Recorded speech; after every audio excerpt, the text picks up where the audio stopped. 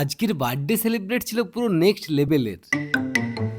26শে জুলাই ওর জন্মদিন। এবার ও আছে এখন ওদের বাড়িতে, আর আমি দিতে চলেছি ওকে একটা সারপ্রাইজ গিফট। কয়েকদিন আগের থেকেই ভাবছিলাম যে ওর বার্থডে সেলিব্রেটটা এই বছর একটু অন্যরকম ভাবে করবো। রীতিমতো বাজার থেকে বেশ কয়েকটা ডেকোরেশনের জিনিস কিনে নিয়ে এসেছি। এবার একা তো আমি ডেকোরেশনটা করতে পারবো না, আর হাতে খুব বেশি সময়ও নেই। আগের দিনের ভিডিওতে তোমরা দেখলে আমাদের ভান্ডারা হচ্ছিল ছাতনাতে, তো ওখান থেকে জাস্ট এলাম, তারপর কাজে লেগে পড়েছি। ঘড়িতে এখন বিকাল 4:30, আর বেরোবার টার্গেট আছে বিকাল 5:30 নাগাদ। পুরো প্ল্যানিংটা আগে তোমাদেরকে বলে দিই। ও জানে আমরা বিকালে যাব ছাতনা, যেখানে আমাদের ভান্ডারা হচ্ছে। এত কিছু এখনো ও জানেনি। এই যে কেকও চলে এসেছে, আর এটা হচ্ছে ফাইনাল ডেকোরেশন।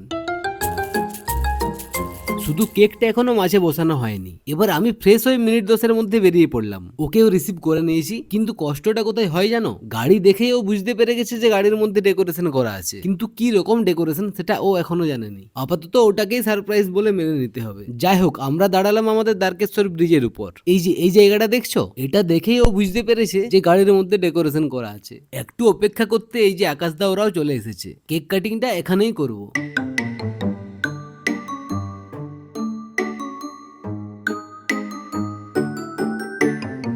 চলো এবার হবে আমাদের কেক কাটিং। গাড়ি খুলতেই দেখি বেলুনের চিট খুলে গেছে। ডবল টেপের আঠার চিটটা না খুব একটা ভালো ছিল না, তাই এরকম হয়েছে।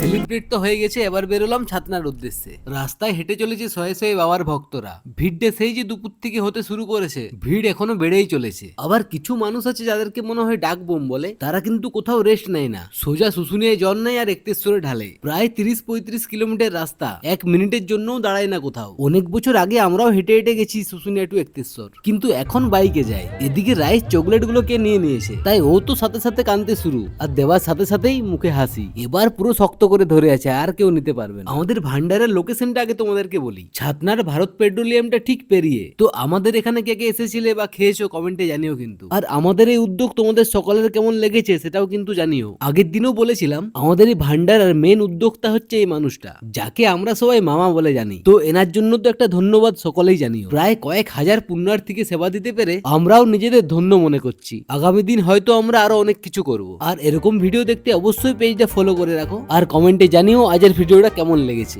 ভালো লাগলে লাইক করে দিও, শেয়ার করে দিও। দেখা হচ্ছে নেক্সট ব্লগে। বাই।